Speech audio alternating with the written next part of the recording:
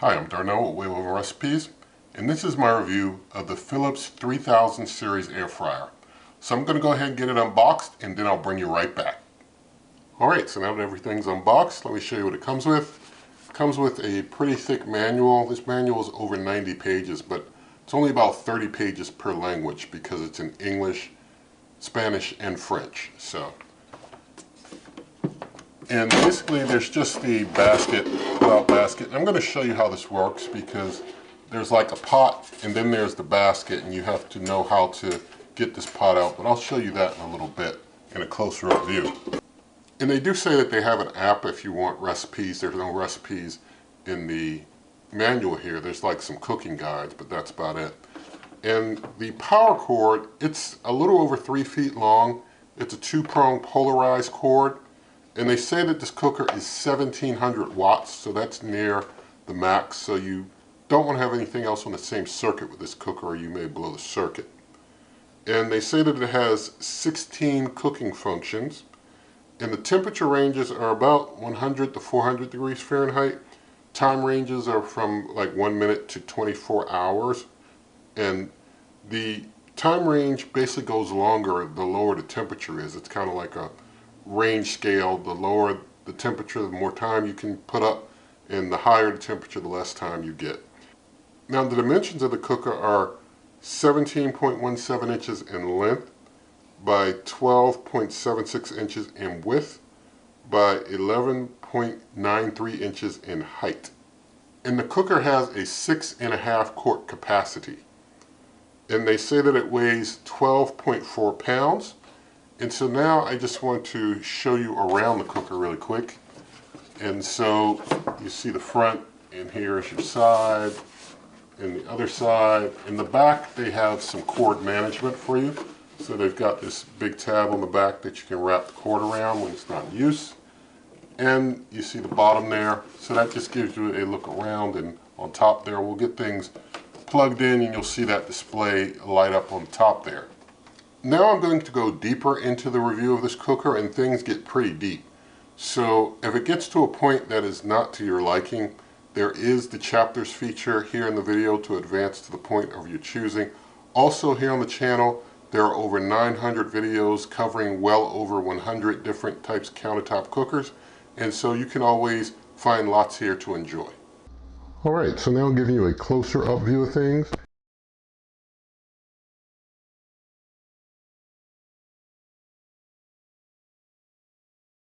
I want to show you inside the interior. You see that it has all metal interior. That's very good for heat retention. Your very big heating coil. You got your air fry fan. You've got a light over there on the left side. And so there's a lot going on up there. And you see that you've got like kind of your see-through window there, so you can see what you're cooking through a kind of top side window. I'm going to show you real quick with this basket because you need to learn how to use it.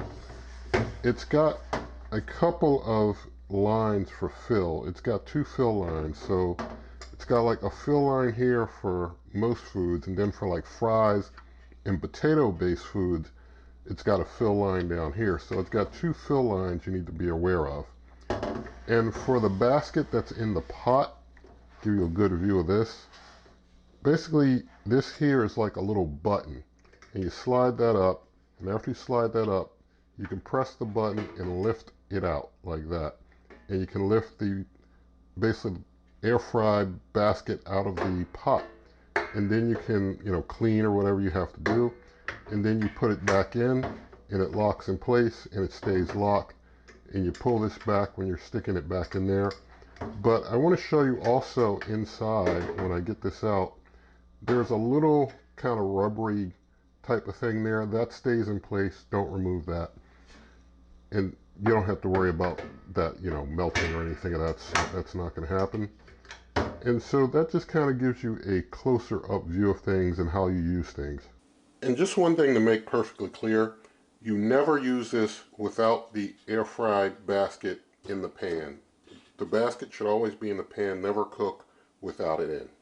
Okay, so now I'm going to do some measurements of the cooker. So let's start with the exterior measurements. And let's see, trying to kind of make sure I've got it to the end there. It looks like it's, it's over 11 inches, under 12 inches that way. And let's see the height. On height, and it's a little taller in the back, so we'll do it from the back. Yeah, it's like roughly about 12 inches there. I guess if I put yeah, it's like almost 12 inches there.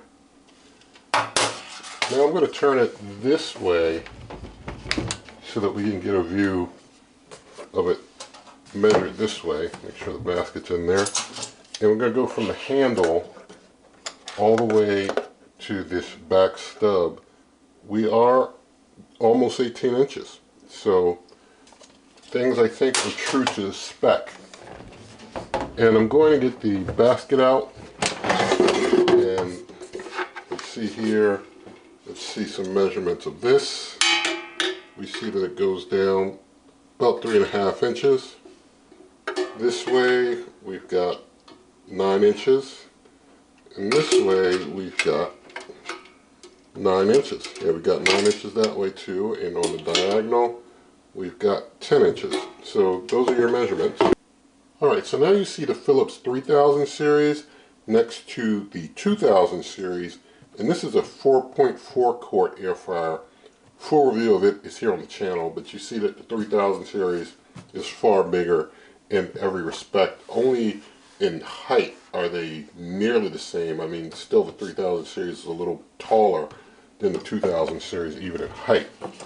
And just to show you the difference in baskets, 6.5 versus 4.4, and then you can put it inside of there.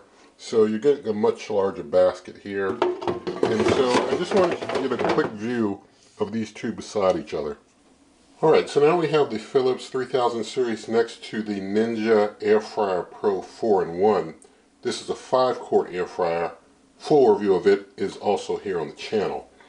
And so we see that the Philips is basically just larger, it's taller, it's just, bigger overall. And inside, when we look at the two baskets, we see something interesting when we get to the Ninja next to this. The Ninja's basket, it won't fit inside of the Philips. And it looks, observably almost like it might be bigger. I'm going to, real quick, what I want to do, I'm going to push this back, and I'm going to get this basket out of the pot here. And when we look at just the basket, this over 6.5 quart basket next to the 5-quart Ninja, actually, it can't fit in there, but the Philips can kind of fit into the Ninja basket as far as height's concerned. Sorry for all the banging, but the Ninja is taller. Is it taller? It looks almost taller. Maybe it's not, but it looks almost taller than the Philips. When I try and put the Philips into the Ninja, it almost fits in this way. The Philips almost fits in. Really, I mean, when you talk about the Philips being like 6.5 quarts, it's because of this larger thing here that you can't put food in. But this actual basket here is not, from what I can tell, really the Ninja seems like it's a little bigger than the Philips. So that's a pretty interesting observation there and consideration. Alright, so now I'm going to do an initial plug-in of the cooker. So get it plugged in here. And we'll see when we plug it in, things kind of lit up on the top there a bit. Alright, so now that you've got a very close-up view of the display, I'm just going to power it on. And you see that all this lights up. And I'm going to put a graphic on the screen that'll help explain what each of these graphics means, because they don't put any words on there, so you just have to know what the graphics mean. But we're going to just kind of run through each of these real quick. In this one, it's a thin French fry type of button, thin frozen fry type of button that you use there for frozen fries. And you see that it shows you a time and a temperature. And what you can do is you can hit the temperature button and you can go up and down on temperature and time. And you see your max is 400, and you can go down. And you see it gets down to the minimum of 100 degrees Fahrenheit, so between 100 and 400. Of course, you're not going to cook frozen fries that low of temperature. But you can do your time. You can hit the time button and you can adjust time just like you can hit temperature. So you got your temperature and your time there, and you adjust with your up and down arrows there. Now, the next button I wanted to show you, when I press here, I go back to the main menu. This is the French fries button, so you can use that if you're doing French fries. This next one here is your chicken drumsticks option. And then there's a, what they call a meat chops option there. And then next they have where the piece of fruit is. That's your dehydrated fruit option. And then they have an option that they call vegan, if that's your game. And then they have one that's called the eggs with toast option. Now with the eggs with toast option, they say that you add the egg first and you cook that for 6 minutes. And then you add the toast for 5 minutes. And so you see that's why your total cook time is 11 minutes. So going back to the main menu, the next one over here is for muffins. And then they have a mixed vegetable option. Now the only difference between mixed vegetable and vegan is the time. The temperature setting is the same for both of them. It's just a different time setting for each of them. Now our next option here is obviously fish, seafood. Now getting back to the fries options here, I wanted to explain something to you. Both of the fries options will automatically do a shake reminder, and it's a pretty annoying shake reminder from what they say in the manual. It'll keep kind of nagging you until you open up to shake things. If you want to basically dismiss that shake reminder, what you can do is, they say that you can hold both of these at the same time, and I think it's supposed to beep or something. And so yeah, I think that got rid of it, but if I do it again, I think it'll come back. So yeah, so now the beep will come back. Now in addition to that, there's also a shake reminder button. And with the shake reminder button, you can kind of enable that on and off if you want to enable shake reminder on and off that way. So you just have different options to do things with. So the cooker also has a favorite button. You can basically set your own preset. So after I hit favorite, I can set up my own temperature and time. And so I get up to what is my preferred temperature and down to my preferred time. Seems like the touch screen is not necessarily as responsive to some of my fingers, so you got to make sure that some of these touch screens that you touch them right, or you have a moist enough finger for it to recognize. But yeah, so we got it at 5 minutes and we got it at 400 degrees Fahrenheit, and I should be able to hold this. Alright, so I don't seem to be able to get the favorite button to take my favorite. So the favorite button's not working for me, but Lord willing, it'll work for you. So now let's move on to the light button. With the light, you can basically turn it on and you can see, all this space up here shows you what's inside and you get a good view. And they say that the light stays on as long as you keep it on. And so that's pretty nice that it's not going to turn off after a few seconds if you want to look at your food cook for a little longer. Now I want to show you the keep warm button over here. Basically keep warm you can do before, during, or after a cook. You can set keep warm. Now it's on, and basically at the end of the cook it'll kick into just to keep warm. Also, there's another way to get keep warm going as its own function. Actually, let me turn it off, turn it on. And if I hit, there you go. So I just press keep warm, and you see that it shows 30 minutes. It doesn't allow you to adjust the temperature for the keep warm. So you just have to go with the temperature that it gives you at keep warm. It's not intended for reheating, it's just for keeping things warm. And so you can use keep warm at its own separate function if you just kind of like turn the cooker off and back on, and then you can hit the keep warm button and it'll let you be able to do that if that's what you want to do. If you hit keep warm and you have it on before a cook, or you do it during a cook, then it's just going to kick in to keep warm after the cook is over. And of course, after you're done with all your different functions that you want to use, you can hit the start pause button to start. And if you want to pause, then you can press that to pause your cook, and then hit it again to turn it back on to start cooking again. Also, it has an auto pause door. When you pull the door open, it's going to pause as well and start back up when you put the door back in. They also say that you can personalize presets by setting the time and temperature on the preset and then holding the button on the preset for some seconds, and then that preset is supposed to lock in.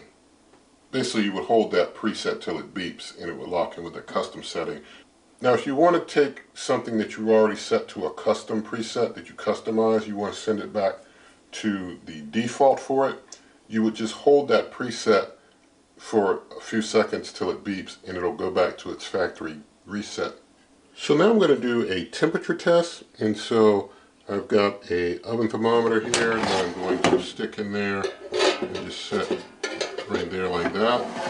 And I'm going to close up, see if I can find a spot.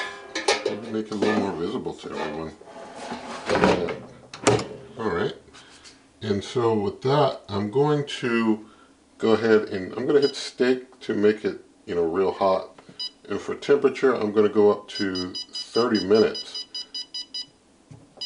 I'm going to hit start there. Well, I guess I had to hit it a second time for it. First time it just kind of like, okay, that's what you want, and then the second time it starts. So we're going to let this run for a while.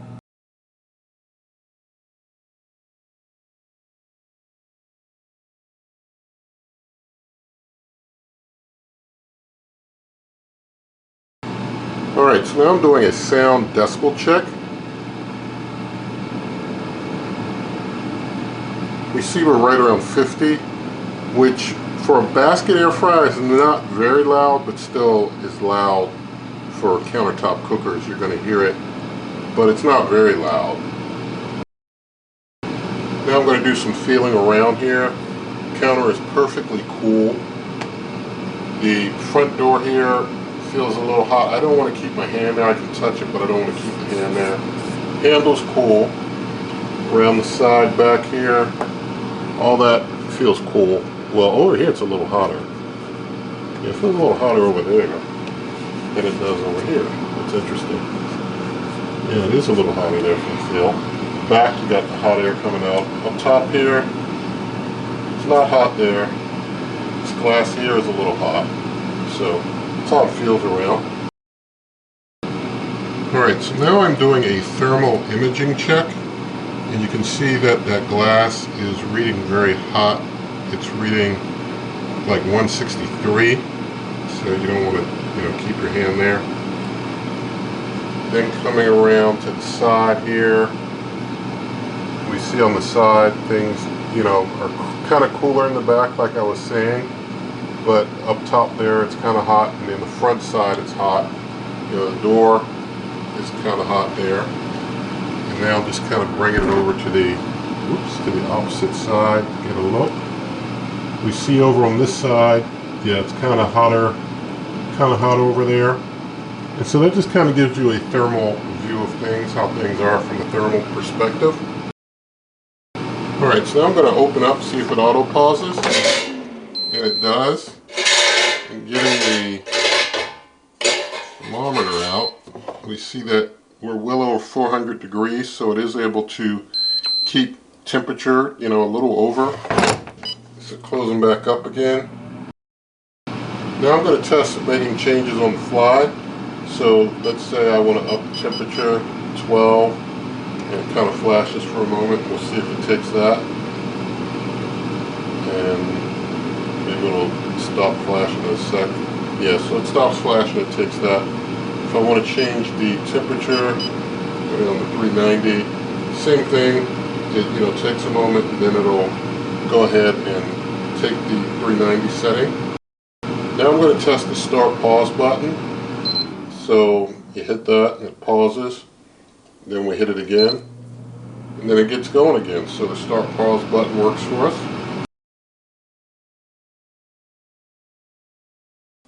So now I'm going to do a toast test. I've got a couple slices of my homemade light sourdough whole wheat bread here. Video of how I make it is here on the channel. I've got one slice buttered, one slice not buttered. Both are room temperature, but this is far more resilient than store-bought bread. And so I'm going to go ahead, it's really hot in there, but I'm going to set it at 400 degrees. And I'm going to bring the time down to, see if I can get it down. I'm going to do, thinking about 5 or 4. It's like having trouble recognizing the finger touch here. Didn't have my, finger on there right. But I'm going to do 400, maybe I'll do 5 minutes. I think maybe I didn't have the time fully invoked earlier when I was trying to touch it. We'll do 405 minutes. I'm going to put both slices in like that. So both slices are in. And close up and just hit start.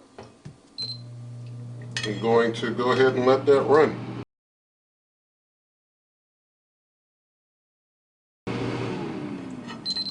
Alright, tried to move the camera a little to give you a better view inside, but let's see what we got for this toast. So there we have it. We have our 2 slices of toast. Of course, I know I could have flipped it if I wanted the other side more done, but you can see the back side still got some heat. You know, got some crispiness on the back side there, some searing. The buttered side, you know, soaked through. So that's a look at, you know, making toast in the air fryer. Alright, so I've got some of my almond flour chocolate chip cookie dough here. And I'll flash the recipe on the screen. Now I do have to mention that I mistakenly used honey instead of dark maple syrup, because I have found that dark maple syrup causes less browning than honey, but I mistakenly used honey in this one. So I added a little water to try and water it down a little bit, so maybe it won't brown as much, because it can, you know, get to the point where it gets burnt over. So in order to not have the dough falling through the grooves in that rack there, I'm going to have to use some parchment paper in there. And I'm going to start just spooning out some of the dough onto the parchment paper there. Alright, so I got about 9 cookies in there, and I'm going to close things on up, and let's get things turned on. And I guess we'll start from the muffins jump off point. For temperature, I'm going to up it to, well, up to 325. Time, I'm going to need somewhere probably between 20 and 30 minutes. We'll see how things do. And yeah, so that's good. We'll hit start with that. We'll let things cook for a while.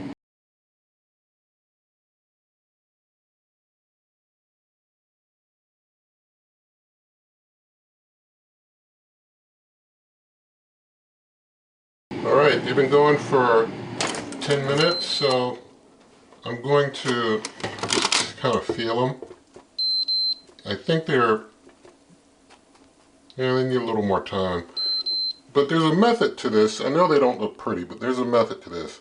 And the point is that you see now how heavily things are being cooked over here. You see how things are not being cooked as heavily over there. You kind of see the heat distribution. You have an idea of how the heat distribution works in this cooker. I'm going to have to let them go for like another maybe 5 minutes or so and then get them out. Alright, things are getting looking pretty well done. So I'm going to go ahead and stop it at this point. Yeah, things are done enough, but you see the heat distribution for things with baking.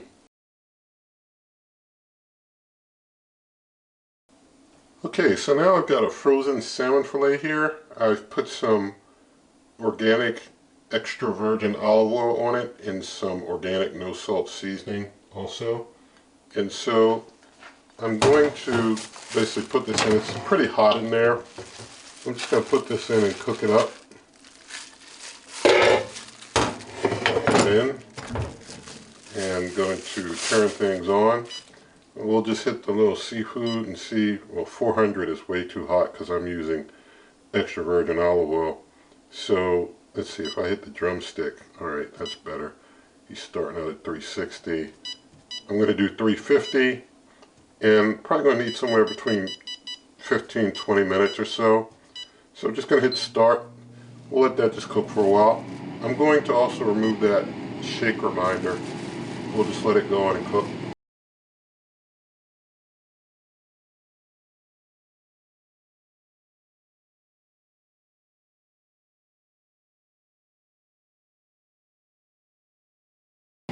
Alright, it's been going for 15 minutes, so I'm going to do a temperature check real quick. Yeah, we're done. We are done. So, pretty good job there. You can have a look. Just 15 minutes. So now let's talk about cleaning the cooker. Basically, you want to unplug it before you start cleaning, let things cool down, and then you want to take the basket out of the pot, as I showed earlier, and you never immerse the main unit in water. Oops, sorry, didn't want to turn it on, but never immerse that in water. Just the basket and the pot. And the basket and the pot are dishwasher safe. They don't mention what's your rack level, but they're dishwasher safe. And also you can use like warm soapy dishcloth to basically clean things off, and a wet one to wipe things down, and then dry things off after you're done with that. And don't use anything abrasive. You can use, well, you can soak the basket in the pan if you need to. For the heating elements, you can use like a soft or a medium bristle brush to remove anything that's stuck on them. Don't use any hard bristle brush though, nothing hard. And just personally for me, I'll just stick to hand washing anything. I found that hand washing always makes any of these last longer than using a dishwasher. Alright, so let's talk about the warranty. The cooker comes with a 2-year limited warranty, so that's pretty good from Philips. And nothing in this video is sponsored, nothing was given to me, and so there's lots of ways that you can help out the channel. You can also check out my blog, superwaveovenrecipes.com. Again, that's superwaveovenrecipes.com. In the video description, there's stuff like my cookbook, merch, membership, donations, link to the Amazon shop where you pay the same price, help the channel, and also like buy me a coffee link there. And so with all of that said, I do hope that you enjoyed the video, and if you did, please do give it a thumbs up. Share the video with a friend, leave your comments, subscribe, hit that notification icon, and good eating.